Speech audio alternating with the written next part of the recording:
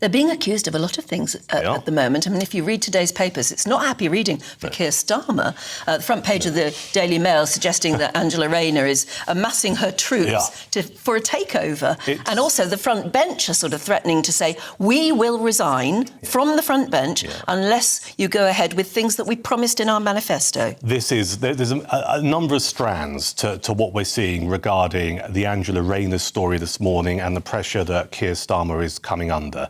So one of the reasons that we're starting to hear rumblings, not just from backbench MPs, but also cabinet members, they're pretty hacked off because, of course, there's been this announcement about cuts to welfare benefits.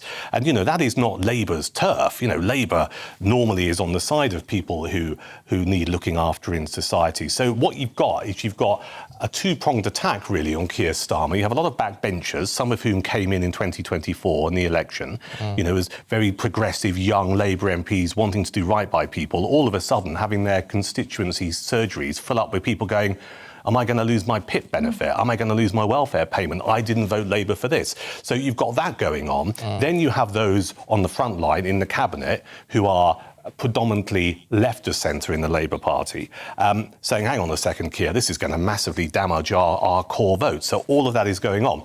The Rayner story this morning is multifold as well. There are two strands to this. So it's on the front page of the Daily Mail. And their headline is talking about Angela Rayner being on the rampage. What is interesting about this is the Mail is saying one of the reasons she's stirring the pot a little bit is because there's a spending review that's been taking place by the Chancellor regarding all of the government departmental budgets going forward. That gets outlined and announced on June the 11th. So a couple of the departments who will not have their budget cut because it's always protected are the NHS and also Defence, right? But housing, which is her remit, looks like her budget is going to be under the spotlight and presumably at some point reduced. And she's not happy about this because she's being charged with a target of building 1.5 million homes by 2029. So there's this narrative developing this morning, which is Angie's not happy because, her spending, her budget will be reduced in the spending review and consequently it makes it harder for her to reach that 1.5 million homes target by 2029. That's one side of the story. So she's going into battle about that.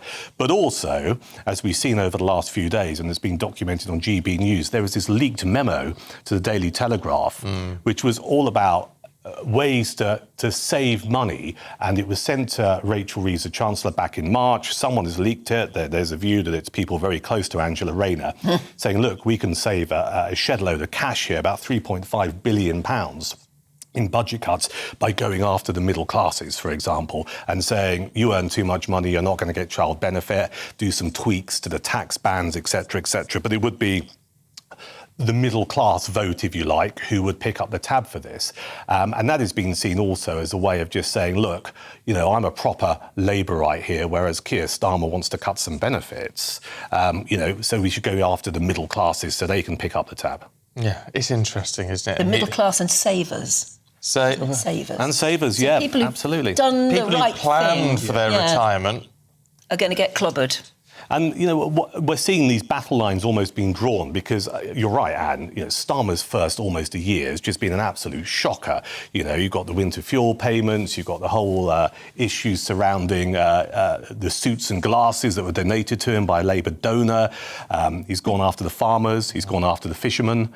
The list is pretty comprehensive. And there is some speculation he might not survive the next, the full parliamentary term.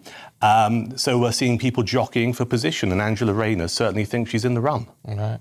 OK. It's 41, time for the papers this morning with former Lib Dem Minister Norman Baker and the author and commentator Nicky Hodgson. Good morning to you both. Morning. All right, let's kick off with a bit of politics, should we, Norman? It's in the Mail and just about everywhere else. Yeah. This war on the front bench of the Labour Party. Well, what's interesting in some ways is the fact that this has all been leaked in selective manner to different papers to presumably promote particular campaigns. I mean, the issue here is that there's going to be very difficult financial settlement in the next statement from the Chancellor. There are protected budgets, namely the NHS. Defence is going to have to go up, of course, as well, because they've made a promise to put defence spending up. And there isn't much money around. So where's it all going to come from? The answer is unprotected departments, who are always clobbered. Angela Rayner's running one of those in housing. She's going to get clobbered. So is the Transport Department, for example. And so, potentially, is Justice. And, of course, the Justice Department's been hit very badly in many years. Look at the crisis in the prison service. Look at the crisis in probation. Look at the courts and the backlog. You know, there isn't enough money to go around, to be honest with you. No, there really isn't, is there? So it's a question of who takes the cuts. And Angela Rayner has made it very clear she's not happy if she's told to take the cuts. Well, she is going to have to, isn't she? Yeah, well, Keir Starmer needs to be really careful, doesn't it? Because it's like, he's obviously got enemies within his own cabinet, let alone within his own party. And he's got to be tactical about how he cuts and whose department he cuts from, because they might be the person that then stabs him in the back and tries to take his job. Is it normal for governments to be this fractious? Yes. Less than a year in? It is. It's more fractious because there's less money. But it's quite normal for government to be fractious and for people to argue their corner. That was certainly the case. To be leaking quite like this? Yeah, well, a bit. In my time in government, which was a coalition, we had... it wasn't so much Tory versus Lib Dem, it was department versus department. And there was certainly some fractiousness there because there were some suggestions of cuts in different departments that were unpopular. So people want to demonstrate that they're protecting the department. That's the function of a minister, is to say, I'm here and I'm defending your department. Well, if your brief is to build 1.5 million houses, and then to suddenly be told, well, you're going to have to do it on next to no money, I can understand her being a bit cross. Yeah, absolutely. But also, there are other front benchers who see Keir Starmer making decisions, and Rachel Reeves, I suppose, which don't seem very Labourish. None of it seems very Labourish. They're not. Yeah. If you actually look at what the government's done and say to someone coming from the planet Zanussi, which government is this? They will probably say Conservative government. They won't say Labour. Yeah, for sure. Don't blame it on the Conservatives. Zanussi, I've not heard that word for a while. Talking about being in trouble, because this is going to be problematic for the government because it's not going to be popular. But the government's got its own problems, hasn't it? What on earth is going on with Angela Rayner? Because it's on so many front pages. It's been in so many headlines. Is this a very public spat? Is she positioning for number 10? I think it's interesting that Angela Rayner has been conspicuously quiet for most of this government's term, and she was, obviously a very interesting and fiery figure when Labour were in opposition. And I think perhaps now is her time to, she's laying down a disagreement with the government. There's lots of the government needs to save lots of money. She's positioning herself against welfare cuts, but also cuts to her own department. We've got this spending review coming up next month. Most unprotected departments are going to be heavily cut back. And hers in particular, her Department of Housing and Local Government is being targeted in particular. She also has smarted against the housing target. They've got this target of 1.5 million houses, and she's been made the face of that. She's been made responsible for that, and I think she might think that that's undeliverable and that she will be made to carry the can for it, being set up to fail. But yeah, I think it could be interesting to see, because Starmer is so unpopular. Every new poll shows that his personal popularity ratings are through the floor. Even with Labour voters.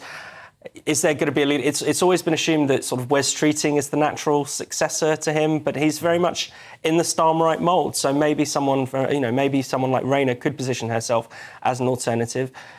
People don't become Labour MPs to cut welfare. So no, I mean that's for instance the front page of the Guardian, I think, and certainly on the iWeekend. Labour rebels warn Starmer, back down on disability benefit cuts, or we resign from the front bench. And there's a number of them saying that. That would be hugely embarrassing, wouldn't it? Absolutely, no, that would be. But they can afford the embarrassment, I suppose. They've got so many. They've got so many MPs. They can weather any of these storms. But it is a challenge to their authority. I think now that Rachel Reeves has signalled that they're going to U-turn on the winter fuel payment, that means that the other cuts that have been signalled could be U-turned on if people cause enough fuss. Yeah. It just means taxes are going to go up. Which was Rayner's big idea. In the meantime, there seems to be plenty of ructions going on up and down Downing Street. My favourite headline this morning, Rayner on the rampage, which is a great headline, isn't it? I wonder what she would think of that headline. Do you think she has, allowed it? Yes. Oh, you really? Oh, I think she's going to enjoy this, because here is someone who is on the left of the Labour Party, whereas people like Wes Streeting, the Health Secretary, are on the right of the Labour Party. She's a hardcore union woman as well. The idea that she's on the rampage against Sir Keir Starmer, who is losing quite a lot of support from his backbench MPs, and there's some rumours this morning, some of his cabinet who are just going, these cuts to welfare, Keir, you can't do it. It's not right. It's not what we're about. The fact that she's been seen to be challenging this is a good thing for her and her leadership ambitions. So there are two elements to this. The Mail have got the main story, Rayner on the rampage, and it talks about her being pretty hacked off with the fact that there's this spending review taking place by the Chancellor, which looks at all of the budgets across all governmental departments. That gets published on June the 11th. Now, there are certain departments where the spending is ring-fenced or protected, defence, for example, but housing, which is in Angela Rayner's remit, is not protected. She has this target of 1.5 million homes to be built by 2029, quite an ambitious target. She, I think, will be concerned that if spending is cut in her department, she's going to be set up for failure, because how on earth can she achieve that objective? Can I throw something at you which you were expecting? Because why not? Because I was thinking about this on the drive down this morning. 1.5 million homes over the next 4 years. Yes. Right? Yeah. And yet we moan that we have a dwindling population, a lower birth rate in this country. It's a point of great concern. Let's get everyone breeding and get more kids born and all the rest of it. So we've got a lower birth rate, yet we need 1.5 million more houses. Why? Over which they say we need to get more immigrants in to build them. It just doesn't make any sense. No, it doesn't. And I think the pressure on Rayner to build these houses comes from two places. We've had a vast amount of immigration to this country in the past. That is one thing. But also, you've got a hell of a lot of people renting in this country, and they can't afford to do it. I mean, rents in London have gone up massively inside the last 5 years. So I think there is a justifiable argument to build these houses to get people out of the rental sector, where they're paying very high rents, and actually using that money to become a homeowner by paying a mortgage. Yeah, but then we're left with a load of empty rental houses.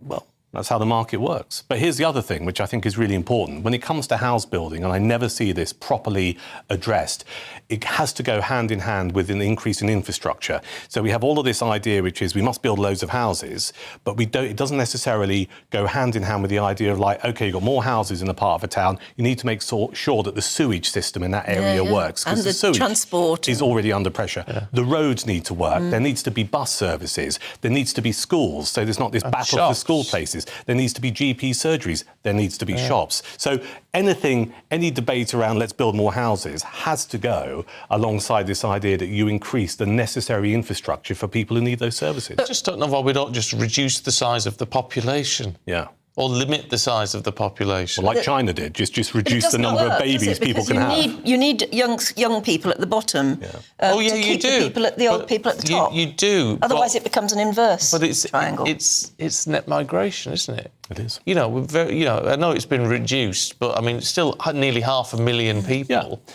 And the impacts of that will be long-lasting. I mean, just quickly, the other point of this Rayner story, aside from the housing targets, is the idea that there are a lot of really hacked-off backbenchers, and I think she's sensing a possibility here that Starmer's under pressure, so she's revealing her credentials as a proper left-wing Labour politician, which will not do her any harm at all when it comes to the party membership or certain MPs in the party. No, it might make her totally unelectable if there's an election. But numerically, whatever revolutions there are within the government and within the party for the next 4 years, they've got enough MPs to survive. They've got a chunky old majority. So, but I think it doesn't mean they'll win the next election. No. Well, it depends, doesn't it? Because if we see the Conservatives and Reform still kind of like, I mean, the Conservatives have dropped quite recently in the polls, but those polls, are now, not in 3 or 4 years' time when we're heading towards an election. But if the Conservatives and the Reform split what is known as the right-wing vote, then you might see Labour come through the middle and get a second term. Maybe.